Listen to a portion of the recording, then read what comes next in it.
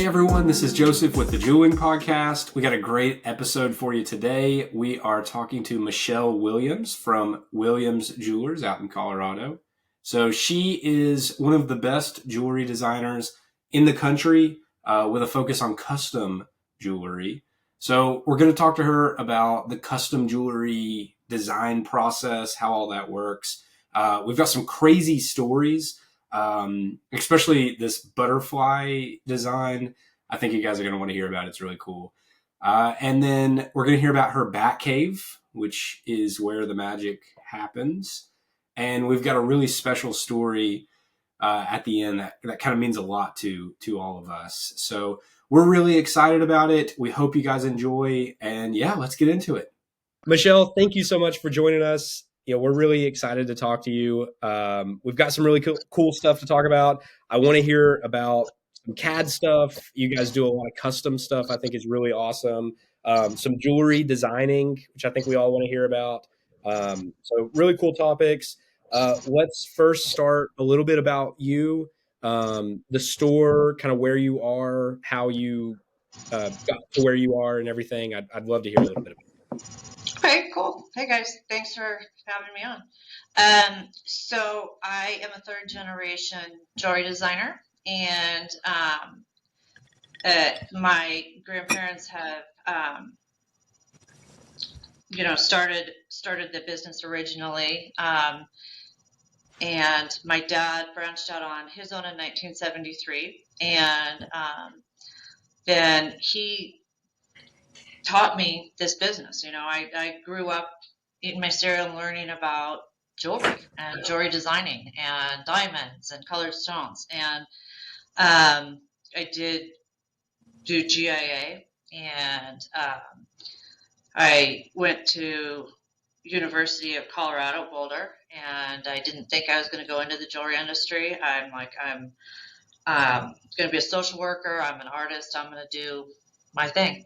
And, this was pre-CAD. This was pre all the tech that we have today.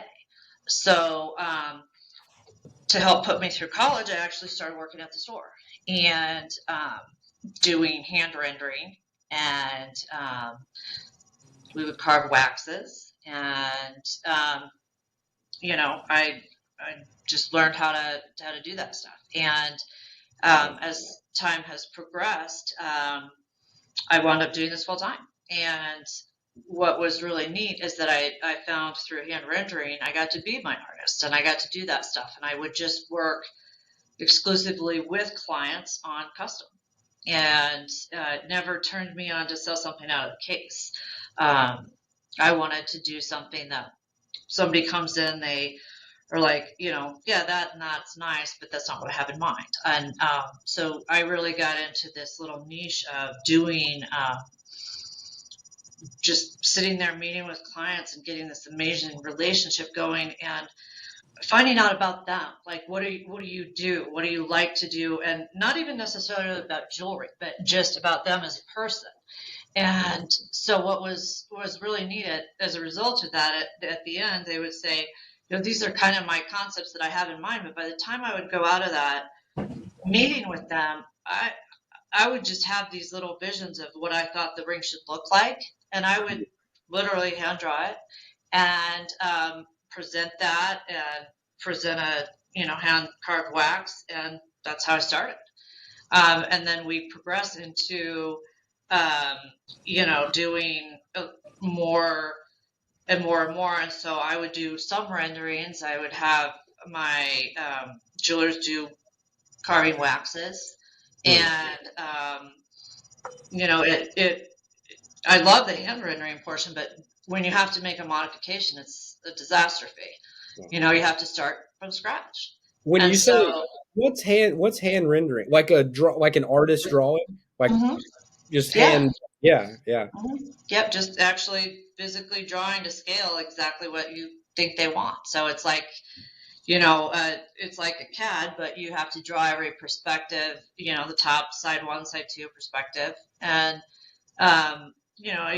each drawing I did took a couple hours because I'm going to watercolor it. I'm going to, I'm going to go into depth. So then when somebody was like, well, I want to see that with a 2 millimeter shank rather than that 3 millimeter shank. Well, you start from the ground up, Right. Right. So it was tedious. And same with, you have to hand carve a wax. Well, you got to hand carve a whole wax. So I did wind up doing some CAD training, and I'm an artist. I'm not a gamer, which a lot of these CAD artists are gamers. And so, growing up in this, I understand the mechanics of how to build jewelry. And I understand how to make jewelry by hand. And I understand how to do CAD. I do CAD. But at the end of the day, it doesn't turn me on to sit there and do a CAD. What turns me on is to make a beautiful piece of art. And so that's just kind of been a progression for me of having to learn CAD in order to more rapidly get what I need to do with my clients, and so I can serve a broader population. Right. When you guys were so backing up just a little bit, because I want to hear, because hand carving the wax, I know you guys don't do that as much now, but that's kind of how you started, or that was like what you did before you could grow waxes in these big 3D printers and stuff. Yes. 10 minutes. We don't do it at all anymore, but we used to. How long did that take? I mean, it's literally a person sitting there with a couple hours. Yeah. So I'd be a couple hours on each rendering, a couple hours on each wax. Very with a little, like a dentist tool, basically, and kind of like a marble, piece of marble. Sculpture. Yeah, sculpture. Yeah. Mm-hmm. Yeah. It's crazy. Yeah. Yeah, that's a lot. Yeah, that's a lot of work. So you would hand draw all the different views, different angles, watercolor, and then paint. Paint it. Yeah. And then when they liked it, you redo it. If they want to make changes, you redo it, everything, and then go from there. You guys would paint waxes, and then you guys would cast it at that point too, I guess, right? Right. Yes, and then we would cast it. And then if you have a problem with the casting, your casting blows up, you got to start back over at ground zero with your wax. You can't just grow another wax. Oh, you have to if the casting fails, or you have a little air bubble that comes in, like anything, you have to carve another wax. Mm-hmm. I did not know that. Yeah. That's a lot. Yeah, unless you've done a mold. But I mean, why would you do a mold for a single, for one-off? You're not going to make a mold. Right. Yeah. Wow, that's pretty awesome. Okay. So you used to do that, and then you started learning CAD. You actually learned. That's kind of crazy. So you learned CAD not because you like it or wanted to do it, but just because it was like a more efficient way of showing customers what they wanted. Efficiency and just to keep up with the times. Other people, the younger people coming into it were the gamers, and were the people who learn on AutoCAD, and people who understood that world. And you have a very hard time connecting with your audience and your client if you're like, I don't have any idea what you're talking about. When they're sitting there talking about CAD, and you're like, well, excuse my, I'm in the cave ages back here, doing this way. It kind of makes you look like you're coming from Podunk versus that, we're this cutting edge jeweler who's been around for over 70 years. Right. So you kind of lose some of your pizzazz when you just seem archaic. Yeah. Yeah. So I love this phrase that you use, that, you say game, comparing some CAD guys, saying that they're, people are gamers versus CAD designers that are jewelers. Yeah. Can you explain? And I think I kind of intuitively know what that means, but I don't know how to put that into words. Can you explain what you mean by that? So, I think there's a couple different types of CAD people. There's the people who sit behind the scenes and they're quote unquote jewelry designers, but they're not. They're gamers. They're people who understand how to run CAD programs, engineers who understand how to run CAD programs, but they don't know how architecturally to make a piece of jewelry that's going to be an heirloom quality piece that's going to last. Right. And is wearable and is going to make the stones look pretty and is actually going to be comfortable. Is it going to work with gloves? What is the right angle for all the different things that we have to think about when we're building a piece of jewelry? You know, I see tons and tons and tons of CADs. A lot of my architects and engineers actually come in because they have an AutoCAD program, so they've gone on and they're like, I designed this ring and I want you to make this, and they hand it to you, and you know you're like, oh sweet baby Jesus, here we go, because you have to like embrace what they're wanting, right, with something that's actually wearable and isn't going to fall apart in a week, and isn't built so overbuilt that like it, you know, she can't even get her fingers closed. So you know, there's all these little nuances of understanding how jewelry is beautiful, how it can be strong, how it can be, you know, once again, an heirloom piece, and how do you set stones in that? You know, if it's just a gold piece or just a platinum piece, you know, you can kind of do whatever you want, I guess. But if you're setting stones in that piece, well, how does that work? You know, and so, you know, you see people that are the gamers and they are making this stuff, and you're like, wait a minute, this isn't going to work. And even for me, I mean, I've got 30 years of experience doing this, and I'll do something I'll do a quick, you know, hand render sometimes, or I'll just go straight to CAD. It just depends, you know, how the spirit's moving me at the moment. Because sometimes I think of it from the inside out, whereas most people think from the outside in. And so sometimes I have to draw it first so I can figure out how I want this to look. And so I'll sometimes do it, and I'll get the wax model, and it's not exactly what I want, even though it looks like it on the CAD, even though everything makes sense. It's still just those little tweaks that, you know, your artist's eye is going to look at and go, you know, that might not bug somebody else, but that's going to bug me for eternity. And I know I can make this look just a little bit better. And, you know, I can make this a little more feminine, or I can, you know, make this a little softer here so it's more comfortable on the hand. Just those little tweaks that you really honestly don't know unless you understand jewelry as well as how to, you know, how to make it look beautiful, but how to make it last and act beautiful. Wow. Nice. Yeah. Yeah. That's incredible. Yeah. I've never even thought about that, but you're right. I mean, we run into that on our side too, you know, and jewelers run into it all the time and stuff, and you'll have, you know, it's a really common question sometimes when people are kind of investigating if they want to work with you or if they want to use you for manufacturing and stuff. It's like, what are your CAD guys like? Are they jewelers, or, you know, what are they doing? Or are they just computer guys or girls or whatever? And there's a big difference, you know, insofar as, I mean, you'll know this, insofar as like how they make the head, like how much tolerance and what angles they give you and how kind of beefy the head is to fit in different gemstones and diamonds and different things.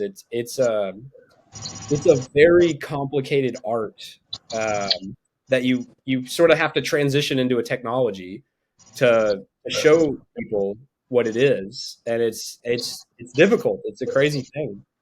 It is. And then, you know, working, and it's not just at the front end, of course, but even at the back end, when that piece is, you know, you've gotten approval on the piece, and then you've sent it in and everything goes great with casting, and then you're more in finishing, and you've got 25 stones that you're going to lay out in a channel, right? Mm-hmm. Well, I get so OCD about it. I want those tables to line up across, and so, and you'll see people get them higgledy-piggledy, and you don't think about it, okay, Higgledy until piggledy is the new technical term, by the way. it For that. is. Yeah. Very technical. Just so everyone knows. And so when you say table, you mean the top of the stone, like the flat. Yeah, the tops of the stones, but like how those are lining up. I want them all the tables to be like little soldiers as far as how the crown angle meets up. I want that table angle and that crown angle to be the same on each diamond.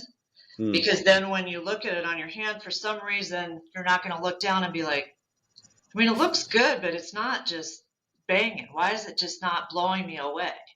And it's like those little details where, you hear a lot, the devil's in the details. And, I am the devil because I get so into those little micro details, and that's something that you don't do when you're a gamer. You don't necessarily notice or even know. It's not that it wouldn't be a lack of caring. It's just lack of knowledge. You don't understand that stuff. When I think the average consumer or jewelry person or whatever would maybe never know. Like you said, they would just have to look and why does it not sparkle as much? And they would have to have a comparison. They may never know, but for you and for us, I mean, it's more about really caring about the jewelry and really being obsessed about the quality and what you're putting out that really matters. You have to be, and there's luckily there's a lot of people in our industry, and there's people that aren't, but there's a lot of people that are, you and others that go into those details that the consumers, they would just have no idea. Right. Well, yeah. I mean, on that note, I've had clients who, and this doesn't happen that often, but it happens. And you've worked a lot with somebody and they've seen something on your website. Okay. And it's one of my custom pieces, and I meet with them and they're all on board and everything's hunky dory, and then they ghost you. And, you're like, oh my gosh, so they break up. What happened here? Are they not together? Why did I upset them? And then they, it'll be 6 months, a year later, and they walk in and they've got this thing on their finger that sort of somewhat resembles what you have on your website of your ring. And they're like, well, so this was, $500 less than the ring that you were making me. And I pulled the images off and I had somebody else make it, and it just doesn't look like yours. And I'm like, okay, yeah, well, not. Yeah. And then, but you see those, is the kind of sort of idea there? Sure. But it's those little details. And I mean, I've probably 50 or so of those that I've redone that, so then they bought it from somebody else, and then I remake my design the right way. And I mean, it sounds funny, but it's just one of those weird things that happen sometimes. It's tempting, and all the sales people in all the retail stores listening to you say that right now are probably laughing right now, because we've all been kind of through that, where you talk to someone and you have a design or whatever, and then it ends up ghost town, and then there's something real similar happen, somewhere else or whatever, and it's funny. I would caution any normal people listening that it's not always just that top view that tells the whole story of a ring. It's how the stones are set, how the internals of the workings and the engineering of the ring really, really matters quite a lot. Yeah. That's funny. At least you got to remake them. So at least you did get the shape in the end, which is important. That's funny. Yeah. Wow. That's, yeah. I did not know. I did not know that you were so into. I mean, I've heard from Steve, and I talked to you a little bit at the Las Vegas convention, but I didn't know that you guys were doing so much. I didn't know you were doing the custom to that level of just detail oriented, just process, like the individual components and stuff. I didn't know it is that deep for you guys. I really like that. That's pretty cool. Yeah, it's fun. Yeah. So going back to we started off on kind of your background, how you got into the industry, and kind of quickly segued into custom kind of. But just wanted to jump back for a second and hear a little bit about your location. My understanding is you guys have a pretty cool building situation over there. Yeah, so we're in a super cool outdoor shopping district called Cherry Creek North. It's in Denver, Colorado, and but we are in there. There's what's called the Cherry Creek Mall that a lot of people know of. Well, we are north of the mall, and it's this little boutique area called Cherry Creek North, and it's literally an outdoor shopping district, and you kind of can go building to building, and it's just this beautiful little world of its own. I guess I want to say, it's all real nice shops, and you from retail, food, your custom tailored suits, stuff like that. Yeah. We like custom Nice. tailors. And is this the original location? No, this is actually our third location. So we were in Cherry Creek North previously, though, for a very at the very beginning of the business. My dad had opened a small store in a strip mall, and then about 10 years after he opened that, he moved into Cherry Creek North, just a block away from our current location. And so we have been in this boutique area for, many, many moons, 35 years. Nice. Yeah. Nice. What's the building? You said it's like a really cool building. Like, what is it? It's like a cool facade, kind of like.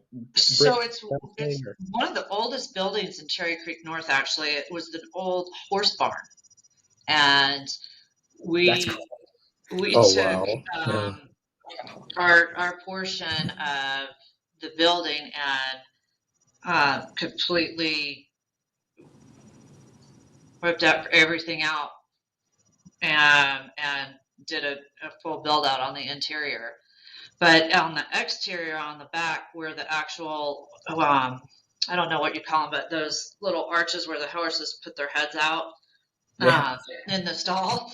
So you can where you park, you can actually see those lineup of the stall arches.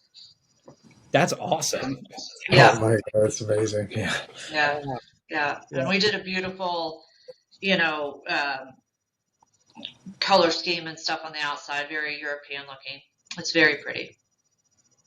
You have walk up jewelry repair out of the horse head stalls. But yeah, sometimes people think we do. We do not, but sometimes people think we do. Okay, yeah. Yeah. I do have a couple questions about custom, kind of from where we left off.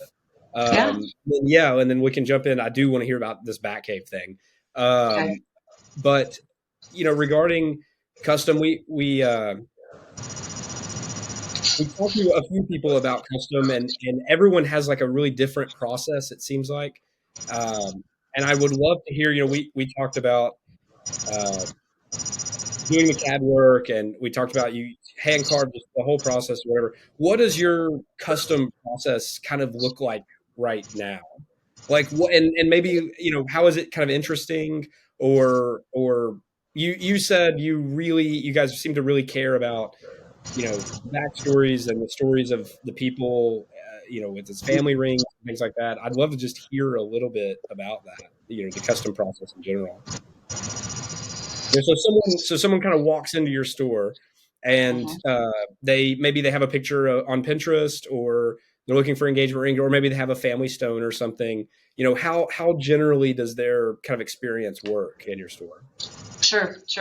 So typically, so like I'm not on the floor. I do 100% custom. So I hide in my little back cave and do my own little thing, and I don't play well with others, so I stay in my own little area.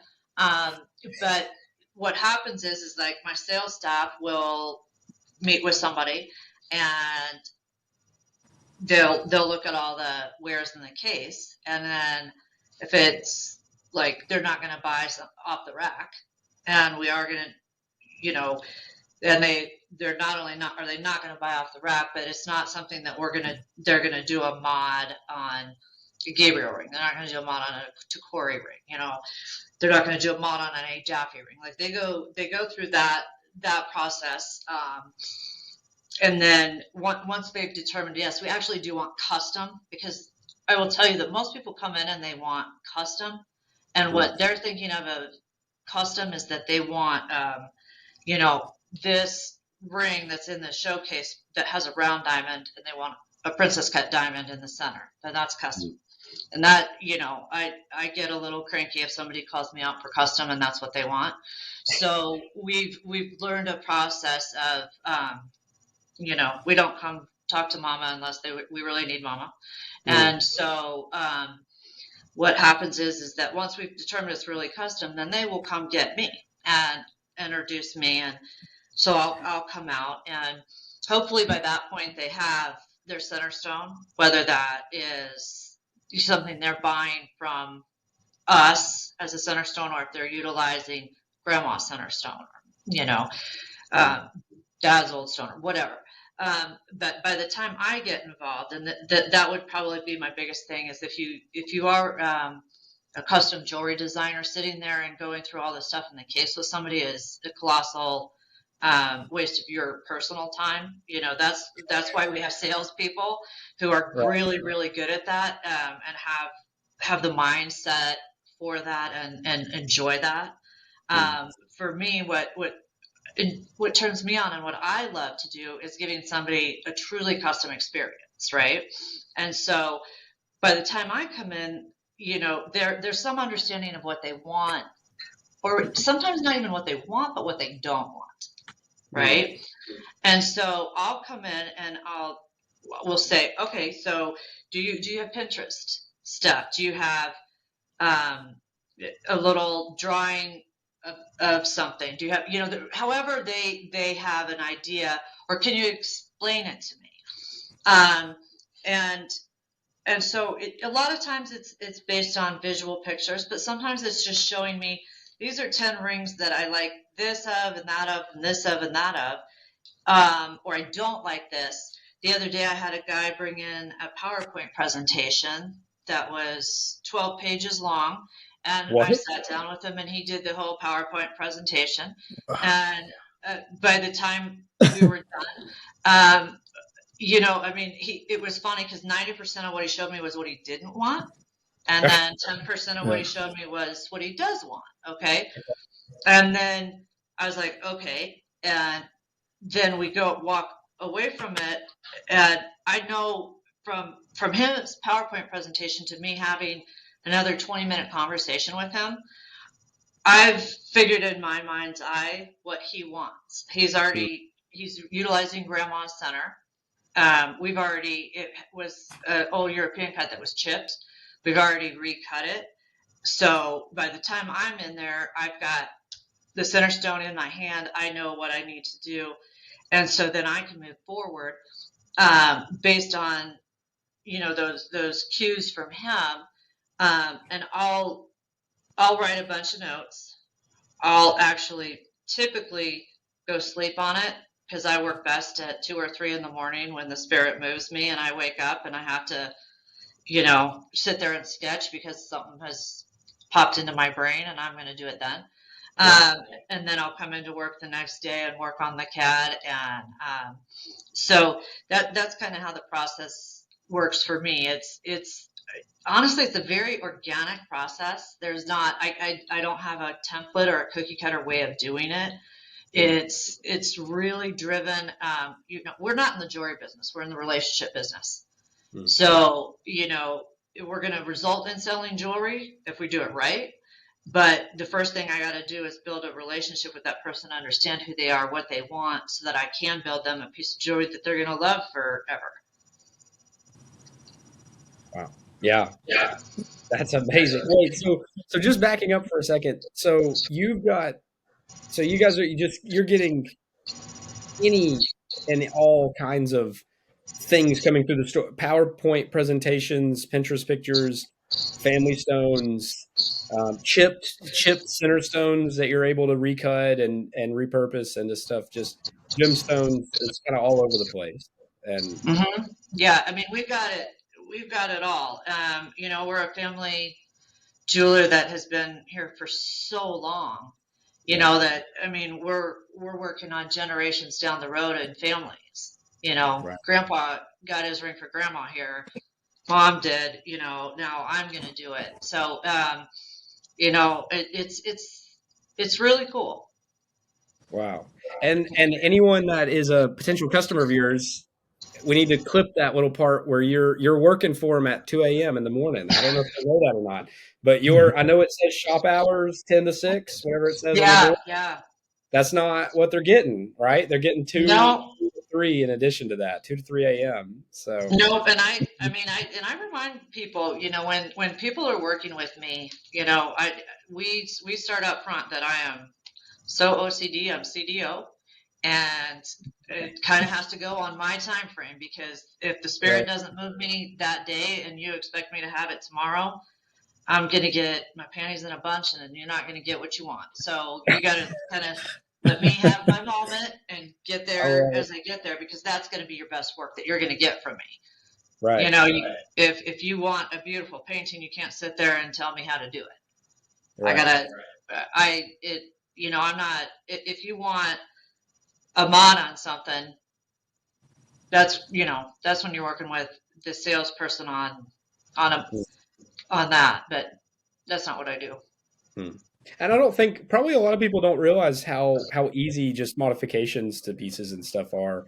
It's really a big deal anymore. Yeah. What do you call them, modifications? Yeah. Mods. Yeah. Modifications. Yeah. What do you think the split, just generally, what do you think you guys' split roughly is from like straight custom modification stuff and then, stuff out of the case, or just custom and modification? What do you think of that? Oh gosh, once again, because I sit in my back cave in my own little world and kind of don't work with anybody else, I don't know the exact answer to that. I mean, we do multiple millions of dollars every year, and 100% of what I do is ground up custom. That's all I ever do. So, I see the mods come down the line because, we have big name brands here, and sometimes they'll ask for a modification on something, and one of the salespeople will come to me with one of their CADs and say, "Hey, do you think this looks right?" And I'm like, "No, I know it's their ring, but no, it's wrong." Yeah. And so then I'll actually go in and fix it and say that's what they need to do. So just silly little things like that. That's funny. But yeah. So Michelle, I don't know the exact numbers, but no, that's okay. I do a lot. Yeah, so custom recently, the last few years, obviously, I think everyone in the industry has seen this custom has become increasingly popular. It's just been like a big wave of that's hit the industry in terms of people wanting, definitely custom and customization, but even like ground up custom, like you said, has been really, really popular. I think that probably there's two factors there that I can think of. One is the technology that has made it a lot easier to do. It's easier, it's quicker, it's more accessible. And then also probably culturally, there's like a lot of customization everywhere in other industries as well. People want their car custom or their sneakers customized or their jeans or whatever. Like there's a lot of personalization, and people want to really like express their individuality. But do you have a take on this? Like, why is custom so popular right now? Why are we hitting like a cultural moment right now? I mean, I think at least for my perspective, we can do things that you can't get off the shelf, and so when somebody, um, you know, you can go customize your own lipstick color, right? Yeah, And yeah, that's cool because I have a right. lipstick color that nobody else in the world has. I can go create Yeah, a custom perfume scent. Nobody else in the world has that. yeah, Well, okay, so when somebody is going to get engaged and it's like the ultimate moment of this is something I'm going to wear for the rest of my life. And, you know, I don't want something like Jenny has, because Jenny and Jody and Jackie all have that halo with that 1.5 millimeter band and a pear-shaped diamond in the center. All three of my best friends have that ring. I want to be unique, special, and different because my relationship with Jimmy is unique, special, and different, right? So they like being able to do that. But I think the other thing is that once you actually meet with a designer and you understand, it's not just we can yes, of course we can go from a round to a princess cut or something like that. But when you discover, I'll give you an example. Okay, because it's hard for me to think other than an example. So I had a couple who I did custom men's wedding band for, and just real cool. It was a channel set ring of black diamonds down the center for him. Okay, and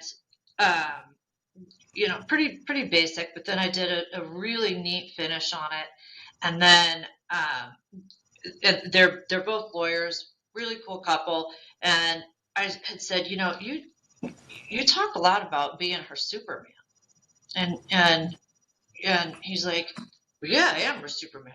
We're getting married, and I am her Superman. I'm gonna be there for her forever and stuff. And I'm like, so on the inside of that ring, have you thought about doing something unique and different? And we're doing this custom anyway, so let's do something cool. And they were like, well, what does that look like? And I said, can you just trust me? And they were like, okay.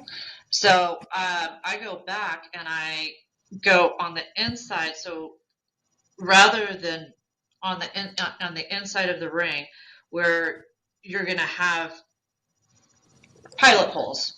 Most people are going to just do little pilot holes so you can get the diamonds clean. If they're very rudimentary, they're not going to put anything on the back, and there's just going to be a channel set with stones and metal yeah, on the back or an open channel on the back, and that sucks. So what I'm going to do is I'm going to go underneath there and I'm going to do some lattice work or some what I call jolly on yeah. the inside. And so on that jolly on the inside, I went ahead and did Superman symbols. And then I did Superman symbol, Superman symbol, Superman symbol. Then I did their wedding date, right? And then Superman symbol, Superman symbol, Superman symbol. So all under there, that's what that jolly is. And so then I present them the renderings, and I mean, they were like, "Oh my God, like what?"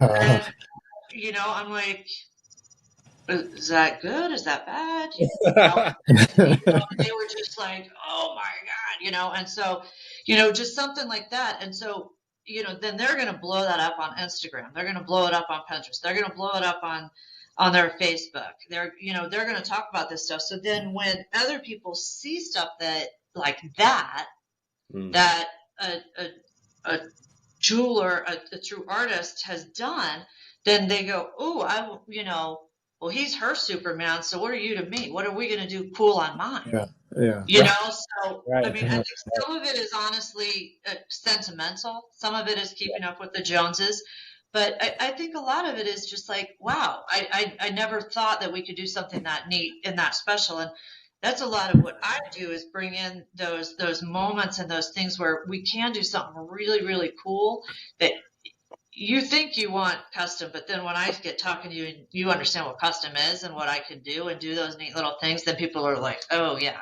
And that's why you get those repeat customers. And that's why, for their wedding, he's going to come back and buy her a colored stone piece that has those neat custom details on it and surprise her with that as a wedding gift. And then his brother's going to call me and he's going to say, hey, you made her ring. Now, she's showing that to everybody. And now, my girlfriend wants you to do something special there. So that's how, Yeah. how I think, to answer your question, Neil, I think that's how part of it Yeah. grows Absolutely. in that wanting custom. Right. It seems like ingrained in us that we either want something special, important, or just cool in general. Mhm. Like, special, cool, whatever it is, like something to kind of spark that. And I think, like you just said, a lot of times, one of the reasons why we're doing this is it's just knowing that it's possible is enough to just spark tons of creative juices and stuff. Just someone knowing that they don't just have to get the random thing, whatever it is, the one they make 1,000 at a time of or whatever, that they can have something special made. They can Right. use There's it. more than chocolate, vanilla, and strawberry out in the world. Right. Right. Yeah. Yeah. Yeah. That's really cool. Yeah. The Superman thing is awesome too. I've never heard of that. I've never seen that. What the lattice work or whatever it was. What did you call that underneath? Jolly. Okay. Wow. Yeah. Jali. That's awesome to have the shapes Yeah. like cut out for like the diamonds to breathe. That's pretty cool. Mm-hmm. And like on the backs of pennants, doing neat designs on the back of that, whether it's a weave or a lattice work or initials or a monogram or something like that, not engraved, but actually, carved into the back plate. Yeah. Wow. What are there anything that comes to mind immediately or at some point in the podcast, I'd love to hear about some more crazier custom pieces. If there's something that like comes to mind, some more fun stuff or, I was like, gonna ask craziest custom story, like craziest custom story or craziest piece you've ever worked on.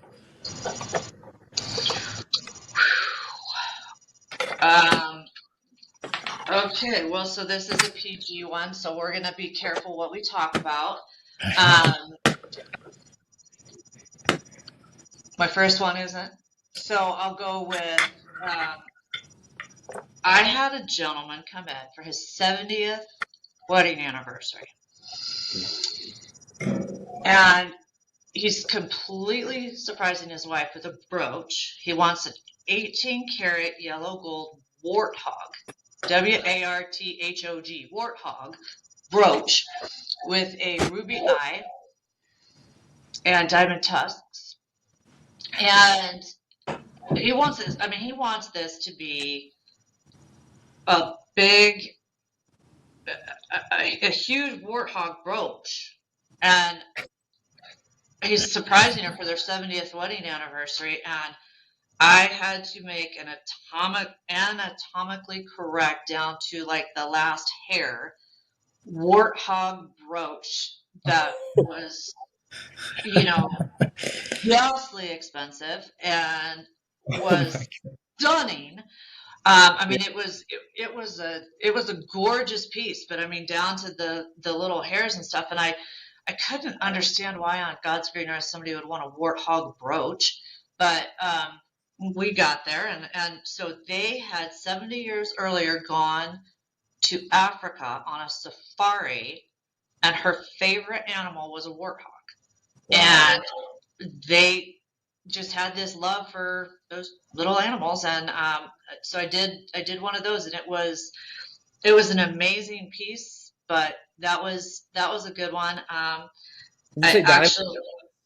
Diamond, he had diamond eyes and diamond tusks, and ruby eyes.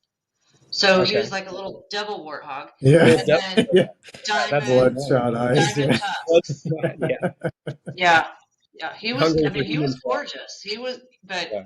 he needed to be worn on like a really heavy wool coat or a really Yeah. heavy hat because he was. I mean, he was a big dude. Wow. That is Mhm. incredible. Yeah, that was a cool one. That was a cool one. And I did a very, very complex butterfly ring. Um, and I know more about butterfly anatomy than I ever thought I would. And that was a labor of love, and it was flying off of a ring. So Oh, wait, what? Oh it wow. was literally flying off a ring. I can you guys actually have it in my library Oh, if you pull it up so you guys can see it. Yeah, yeah. yeah, yeah. You can talk to Sam P about it. I think he had Okay. to have a few whiskeys over that one. Okay. Yeah. Wow. So Hopefully, it's wait, get some pictures up on the yeah. podcast. I think we could put pictures up. We'll put a picture up when we find it. What? So it's a ring, and I'm sorry, just trying to make. It's like not on the ring. It's like flying away. It's flying up off the ring on an angle. Oh Yeah, my gosh. and I mean, yeah, you'll be able to actually It's put the incredible. I've seen like picture in. flat butterflies, obviously, like on rings or pendants or whatever, and you see them Mhm. usually flat, but this one, I guess, is like flapping its wings, Oh yeah, no, like he's in 3D. That's flapping up, incredible. flying up. It's Wow. yeah, it was a labor of love. It's gorgeous though. Wow. Was it gold? Like yellow gold or? Hmm. Yeah, Wow. yeah. I can't Wow. remember if we wound up doing it in 14 or 18, but it's a piece we can definitely. It's in my library, so you can pull it up. I'm gonna right. That's incredible. We'll find that one. All right. Yeah, we'll put that up. I think we can put pictures. I'll figure it out. I think we can do that. Hmm. Though. Put it up Yeah, there. it's Yeah. cool. That's pretty cool. So I guess it's time to talk about this Batcave thing. That's what I'm here for. I was told it was Batcave. That's actually the only reason I'm here. I'm not normally on these. This is my first time, so Mine too. We're good.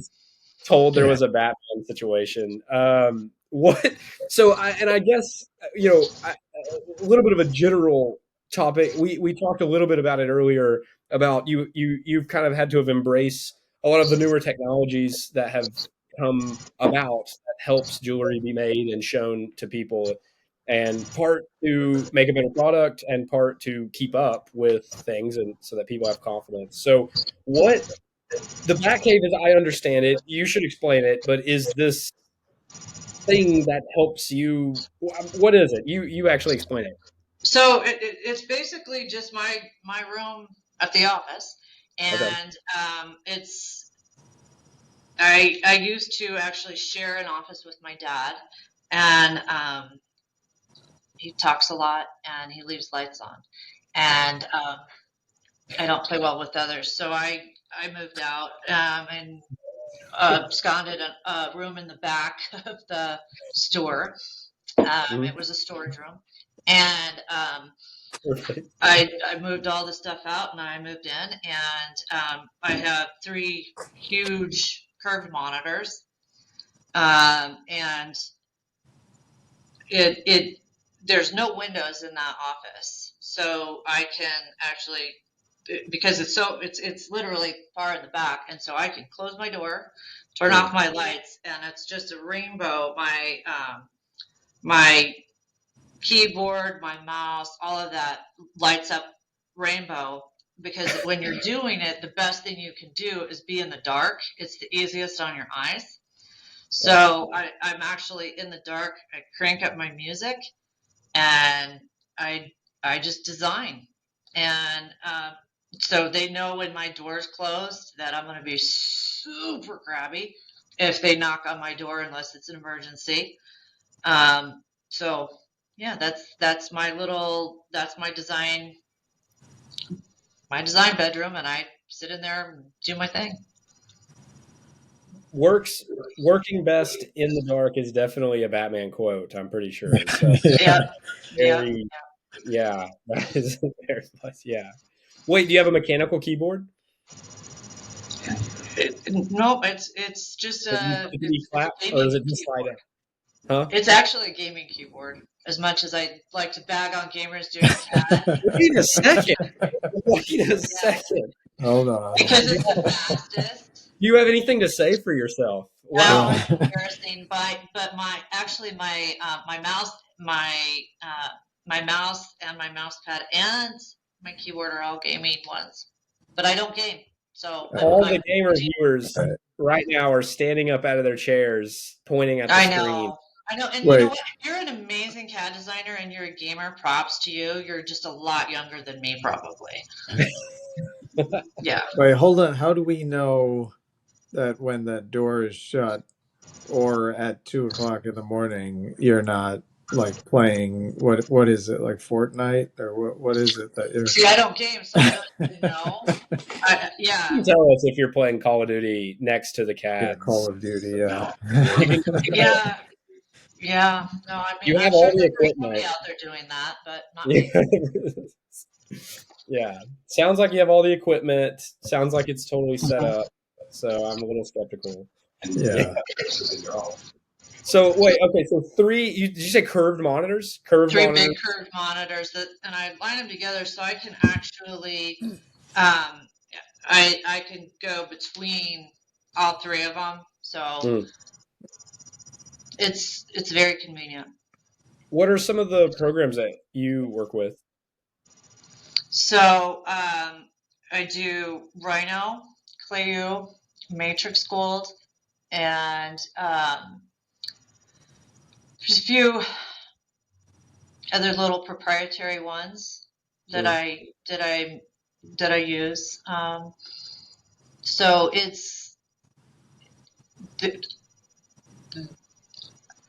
I integrate different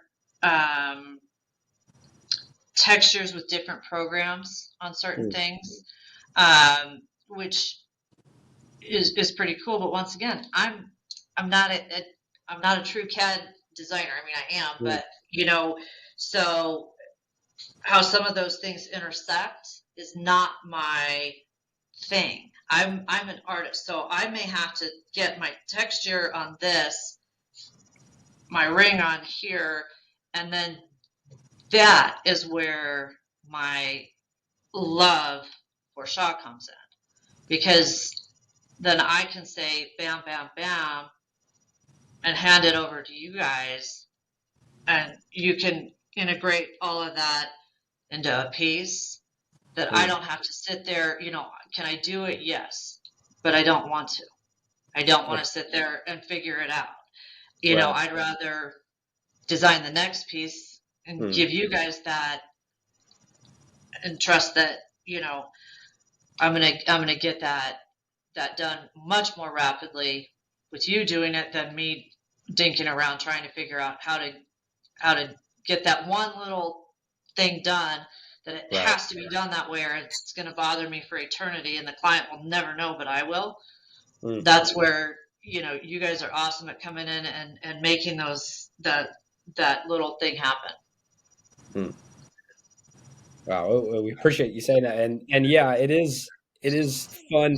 I have heard, we were talking a little bit about before and in the past and stuff, that we get a really wide span of different communication from retail stores to get our CAD designs done with, and I think I have heard yours are pretty good compared to what we get sometimes. So it really helps that you have a lot of experience with the CAD designing equipment and stuff like that. So pretty cool. Yeah. So wait. So just so I understand, because I think that's kind of crazy. So you have like 7, 8 different CAD softwares or something, and you're uploading rings again to kind of get the exact look for the customer that you're trying to get from an artist standpoint or designer standpoint. You're like uploading a design into one, doing something, whatever that program is kind of used for that thing, and then uploading it to the next one to get maybe a texture on top or something, uploading it to the next one to get whatever, a gemstone or something. Mm-hmm. That's what you're doing. That is crazy. Mm-hmm. That's Mm-hmm. that's awesome. Yeah, Wow. it's Do super you fun. work with organic CAD making, like organic shapes in your programs? Yes, I do, and that is something I absolutely do.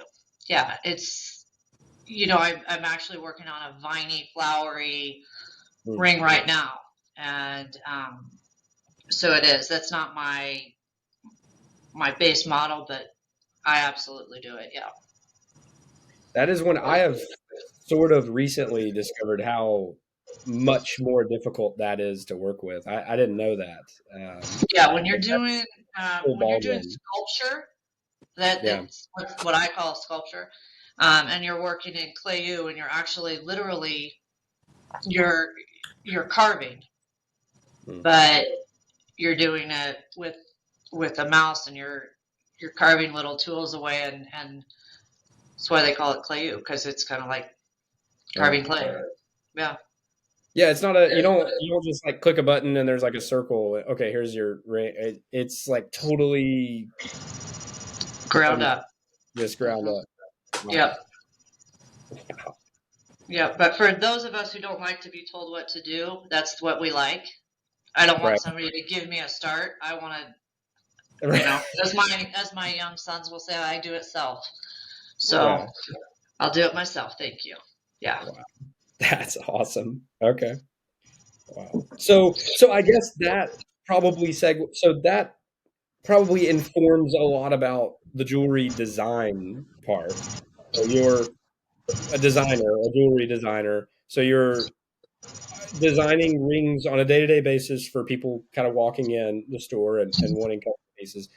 But you're also designing collections and lines and pieces that you might put in the showcase.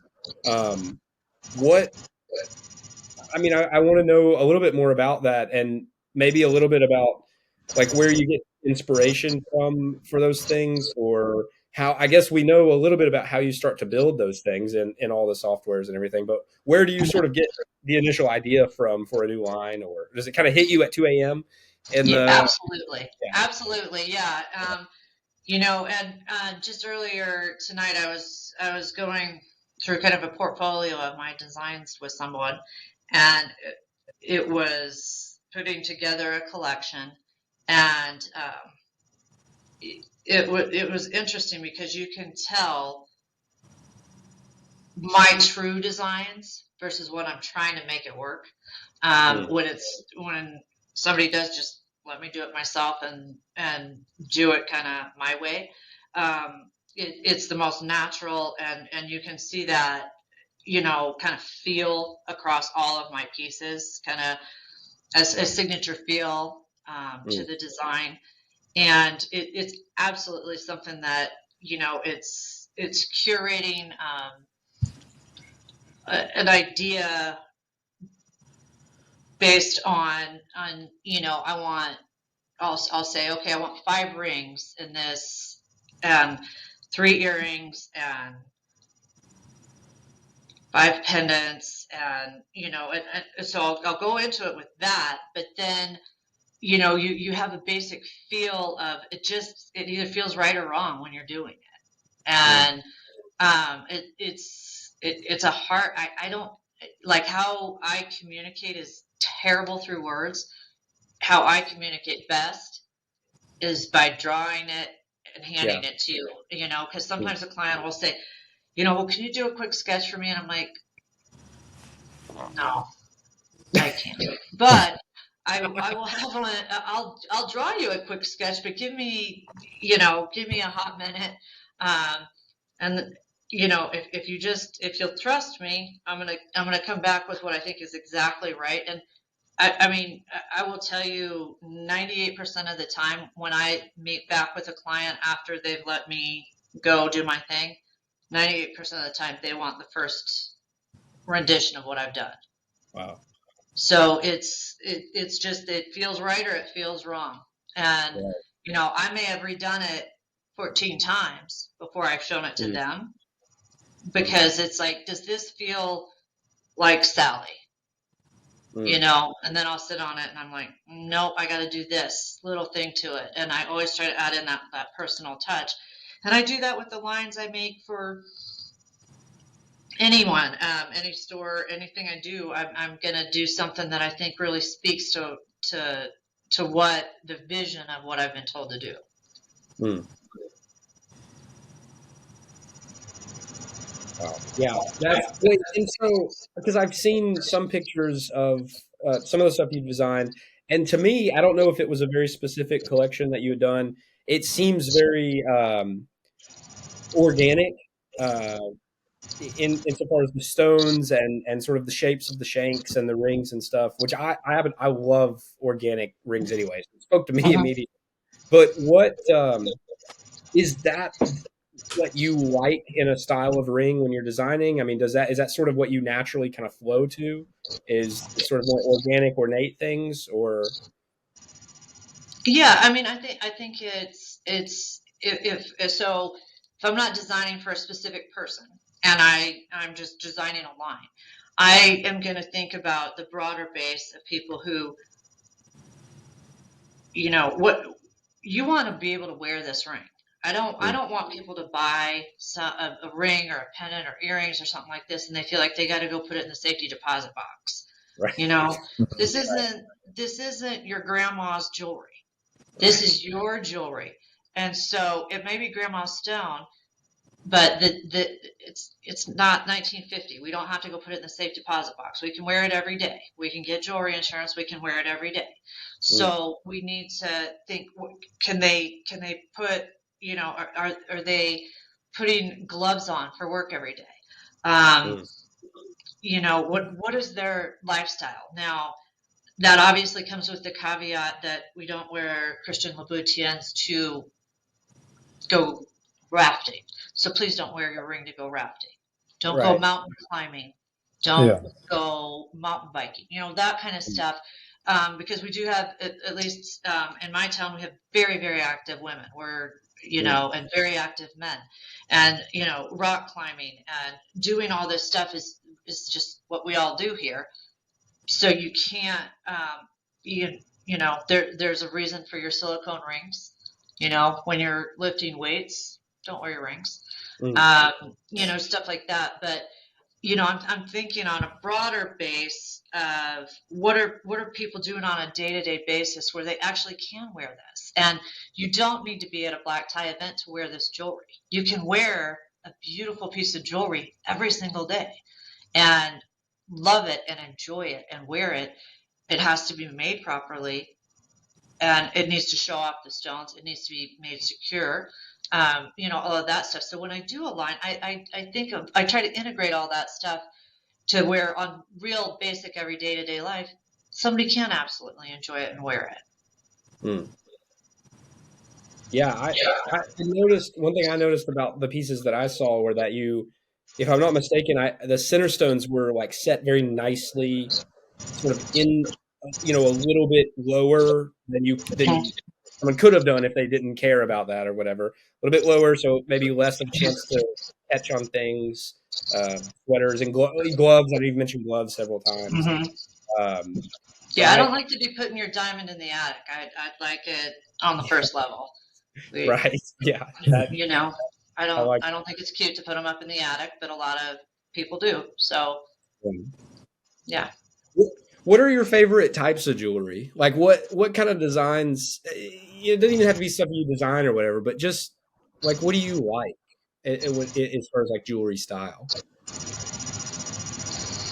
I think kind of a combination of classic but yet modernized. Um, so you know, yet I love vintage. I mean, I'm all over the board. You know, it just depends on what the piece I'm doing then is. You know, I because I do so many rings. I mean, I do just a tremendous number of engagement rings and fashion rings. So when somebody comes in and they want a bracelet or earrings or a pendant, or this amazing showstopper necklace. I get super jazzed about that because, 95% of what I do is make rings.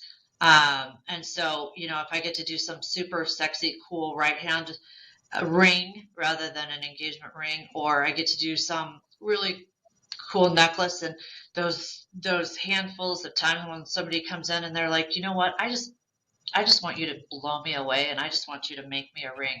I don't want to tell you what to do. I don't want to hold you back. Just go do you and make me a ring. And that is what I love the most, when I can just go and do something super fun and that's different than what, you're not going to take a picture of that and Google search it and have 47 rings come up. It's going to be like, we don't know if this is a tree or a rock or a wave, but it's not an image that we have. Right. Yeah, I like that, and I think something that kind of leans into that too, that we're seeing a lot of style wise. I don't know if I was going to ask you if you're seeing this a lot too, but like crazy cuts of stones, hexagonal and a lot of elongated stuff, but like non-traditional, like organic cut gemstones and diamonds and things. Are you doing stuff with that stuff right now? Not right now. No, Yeah. I mean, have I? Yes. And I occasionally get that.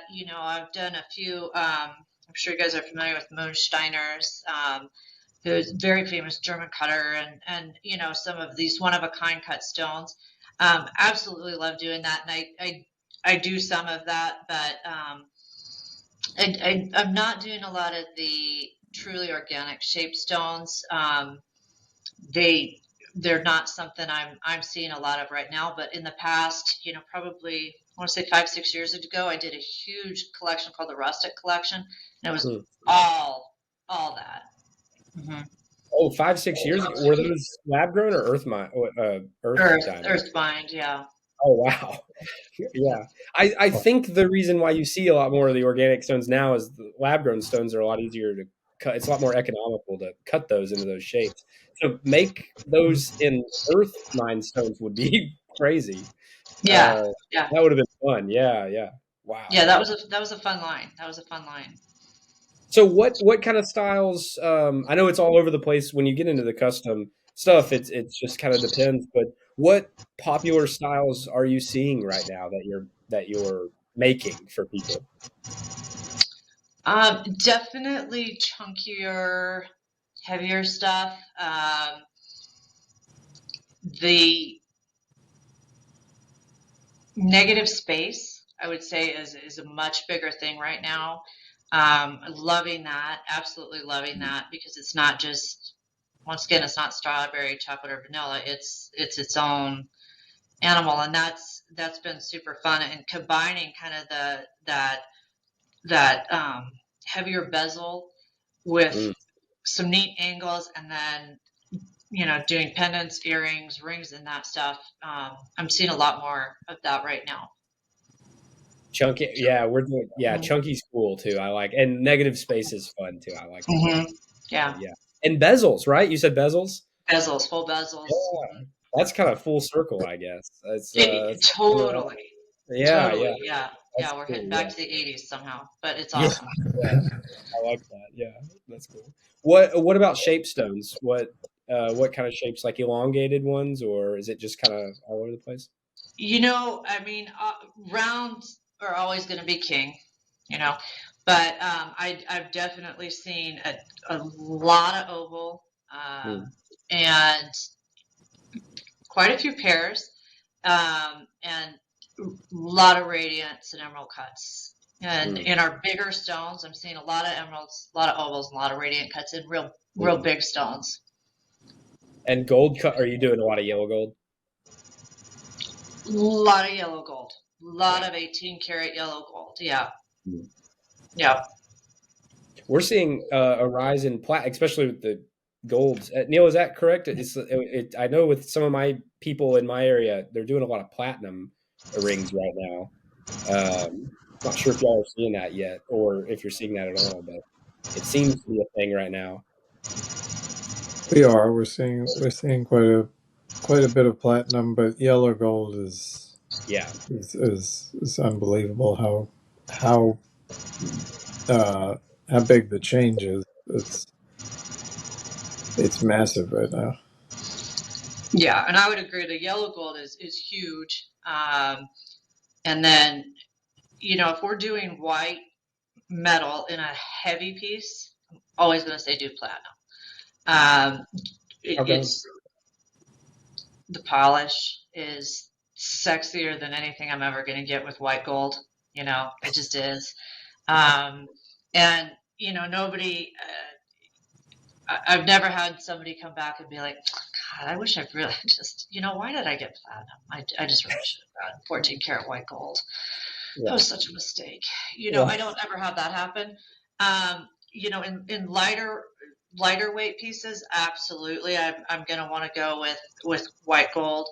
But in those real chubby, chunky stuff where I'm going to get a mirror finish on that platinum, let's do it right. I was going to transition us to the Paxi stuff if we want to talk Yeah. about Paxi and the snowflake designs. I think what's that all about? Yeah, tell us about that. So my sales rep, is that what we call him? What are we calling him? My Let's say handler with Shaw. I think handler. Yeah, handler. Yeah, my handler who tries to keep me in line had called me and said, hey, would you design a snowflake? We do these snowflakes, and would you design a snowflake? And I don't tend to color in the lines, so I did 3.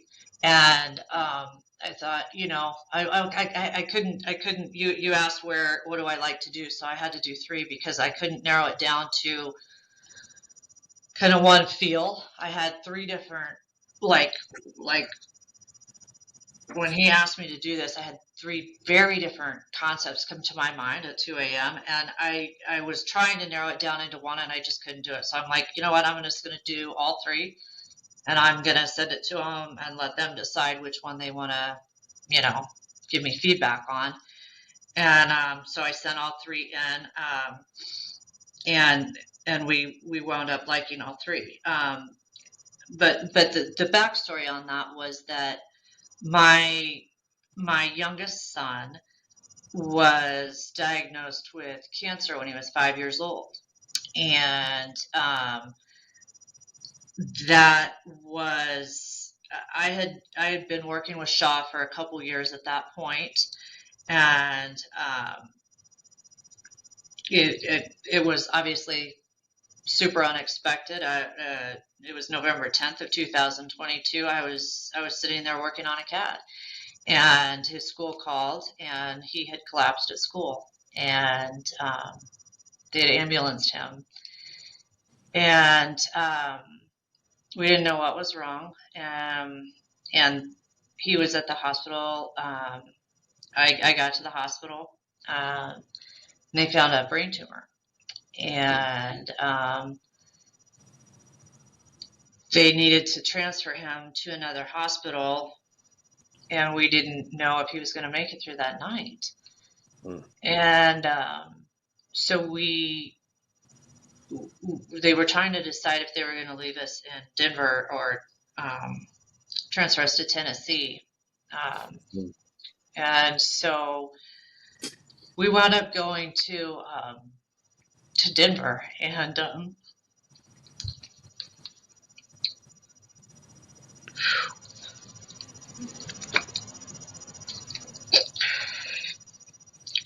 he made it through that night, and I'm sorry. No, that's and so what we did is we spent the next 90 days in the hospital,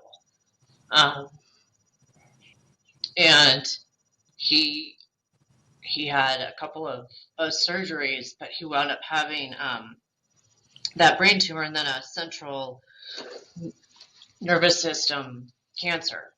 and it had spread through his whole central nervous system. So there isn't a surgery for that, obviously.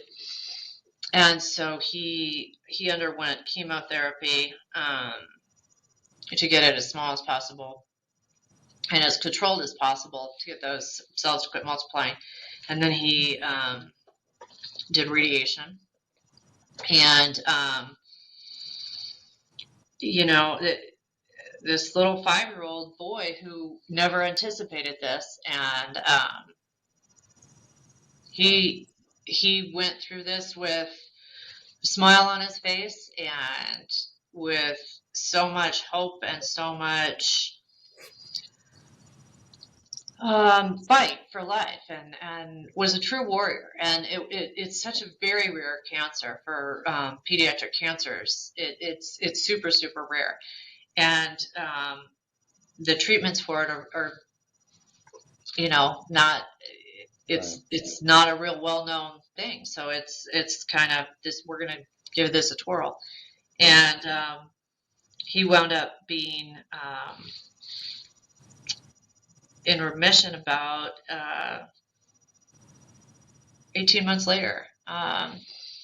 And so we went through a long process, but what's crazy is that my evolution of my relationship with Shaw, I went into this right after I went into the hospital with my son right after a huge custom show I had done, and I had 25 designs in the hopper at that point.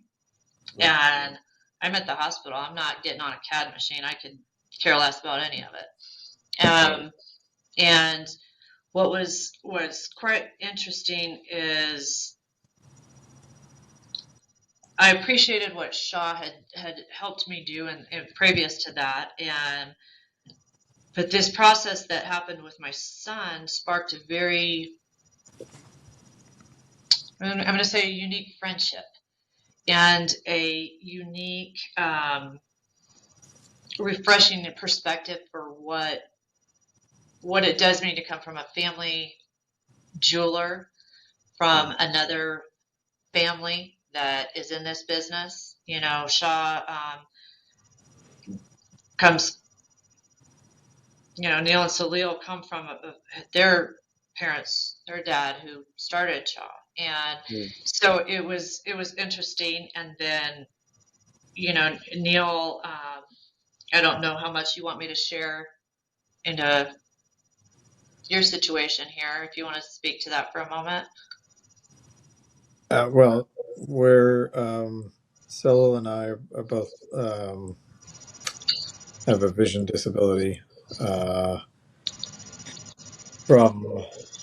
so it's like a genetic degenerative condition. So not exactly from birth. I mean, it's genetic, so we were born with it, but it degenerates over time. And so since we were about 3 years old, kind of degrades slowly over time, and we're both legally blind at this point.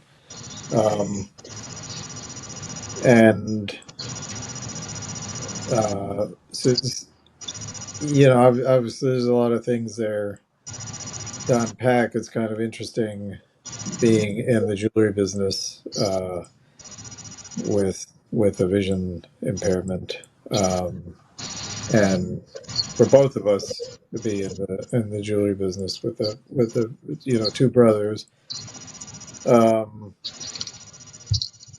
and my dad made his made his career, was kind of very well known for having just a great eye for buying diamonds. And so there's a whole interesting story behind that. But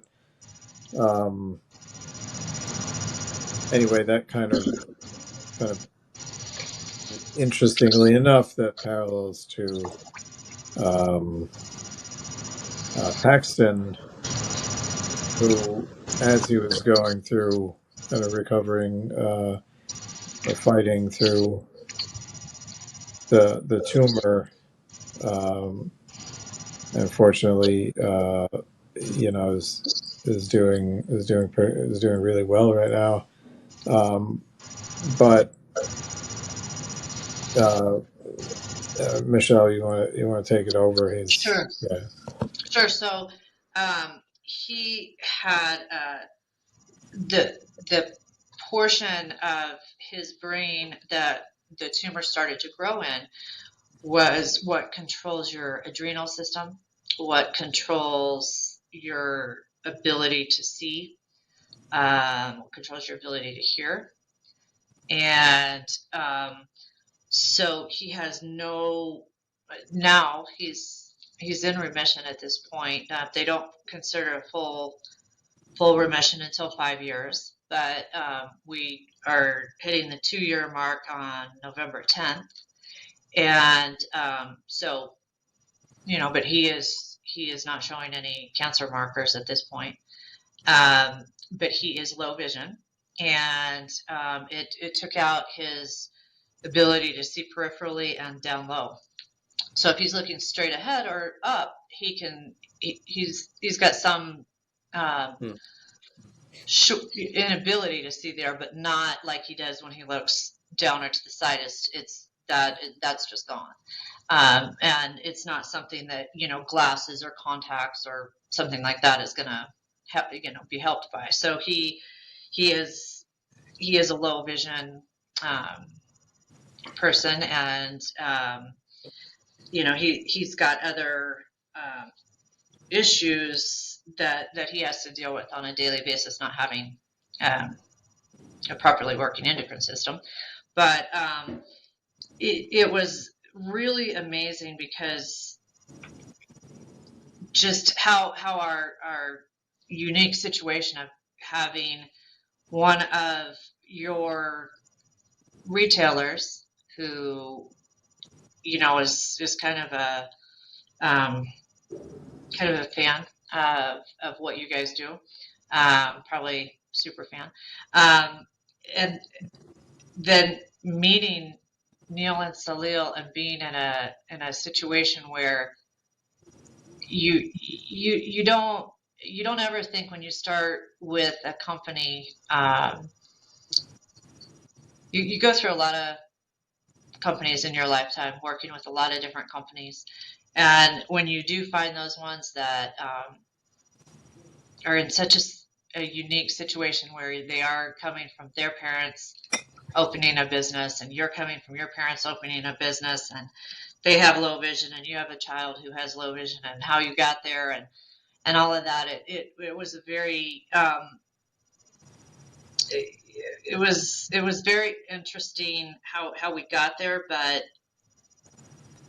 I guess the kind of the anchoring and the joining of our two families, in embracing my talents with your talents, and honoring our families and our roots, and building this unique friendship, this unique partnership together, in a way that you can't manufacture that. You can't make it happen. You can try, and but to truly be able to go through an evolution, transform, collaborate, and have this amazing situation in the end where it's like I tell my Shaw handler, we went from, like, you courted me for many, many, many, many, many years, trying to get me to come to you, and then we started dating, and then we got married, and it was kind of like, oh, well, you kind of pissed me off, and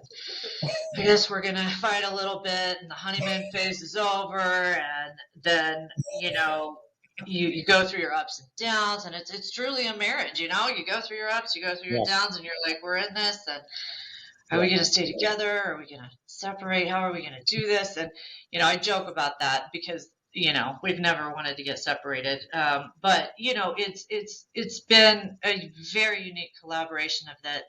It's so much more than business, and how there's very few people who are as passionate about this industry and what we do as I am and my family is. And so when you find a person who is and can provide you with not only what you want, but exceed those expectations, not only professionally, but personally, that it's a very, very cool, I guess, anchoring message of love that, and it sounds so cheesy and so corny, but it's so true. And it's something you can't beg, you can't borrow, you can't buy, you know, and I'm very grateful. Well, likewise, Michelle, this has been, thank you for those kind words. And, it means a lot. The relationship has meant a lot. And, you know, it's really special thing I think about the industry, that it's you know, there's a lot of family businesses, there's a lot of family owned retailers. You know, it's one of the industries where that has kind of survived. You know, most places, you know, your convenience store or whatever is all taken over by the Walmarts and you know, big box and all this stuff. But jewelry is one of these places where we can still find a ton of family companies, and it really is a special part of what we do to be able to meet and to build relationships with other families that are kind of multi-generational in this industry. And it's been it's quite a special thing. And I mean, this is really a very special story to be part of this with you, and to have been, you know, to have been part of Paxton's journey here. Yeah, he's a special kid, and he's fought like hell, and he's gonna. We're so fortunate and glad that he's doing really well, and you know, that we get to work on this and hopefully impact something in the future for you know, for low vision and the kind of the things that he's dealing with. Right, and that brought us to this collaboration wherein, Yeah. you know, I was asked to do Snowflake, and so I did 3, and you guys liked them, and then we all got to talking, and you know, Neil and I were like, this is something we could collaborate on, and actually, let's change some lives. Let's take, you know, what your situation within, you know, your personal family, my situation within my personal family. Let's join these together. Let's do a collaboration, and let's change some people's lives for the better. And so, you know, the intro into that and into the Paxi collection, and through many talks with Salil and Neil, was to do start this Paxi collection, and it starts with the snowflakes, and we're gonna donate a certain percentage of this to Low Vision Foundation, and Neil can tell you more about that. Yeah, I think we're gonna work with. We're talking to some people at the Foundation Fighting Blindness, which is I think the leading organization, you know, funding research for low vision. So we're talking to them, and I have a good friend who works at NYU, who's a researcher at NYU, who's also researching and like building devices to assist, like technology to assist people with low vision. It's just really amazing stuff with AI and just all the latest really, really cool technology. Also affiliated with Foundation Fighting Blindness, and there's kind of all these, which also, you know, I kind of discovered recently, and so there's kind of all these things just came together all at once. It was really in a really cool way, and you know, looks like we're gonna be able to put this cool story and campaign together, and hopefully,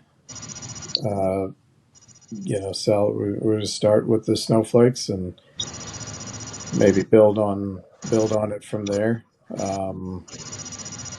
and yeah, hopefully do some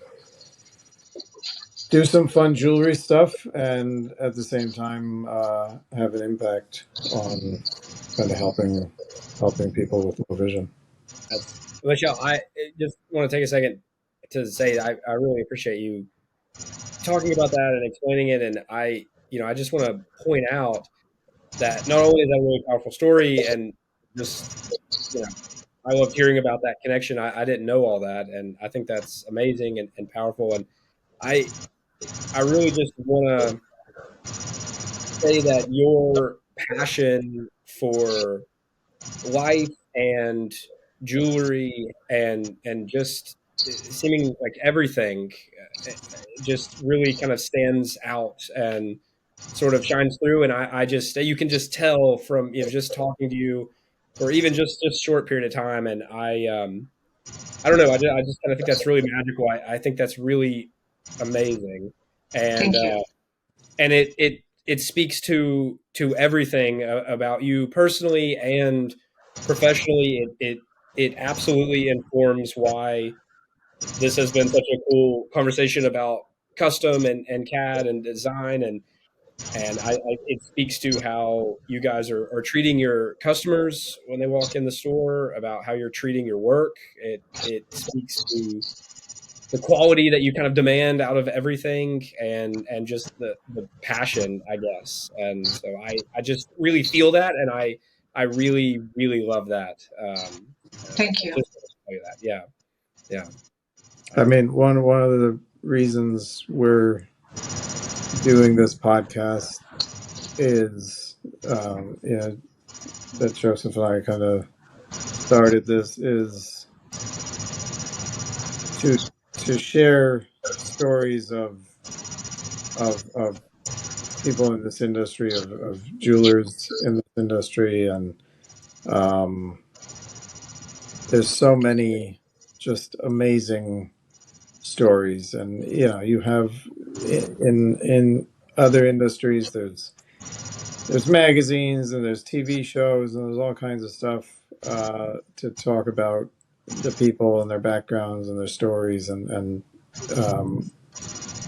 you know, a lot of content for hobbyists and stuff like that. But in jewelry, we really are kind of, a lot of it's behind the scenes, and these stories don't come out, but there's just unbelievable people in this industry, and you know, this is one of those stories, and we appreciate you sharing that with us, and it's a pleasure to hear about it, and hopefully to share that with some people that are listening. And I can also see why you were the #1 Spiff recipient. What was it, last year? I can also see why that. Yeah. So, yeah. No, this has been really, really fun. So I think this is a great place to wrap on everything. And yeah, this was awesome. I really appreciate it. Yeah. Thanks a lot, you guys. Yeah. Thank you. Yeah. Hey, everyone. We just want to say thank you again for listening and tuning in to the Carrizza podcast, where we talk all things jewelry. We really hope you enjoyed the episode, and we look forward to seeing you on the next one. Thanks.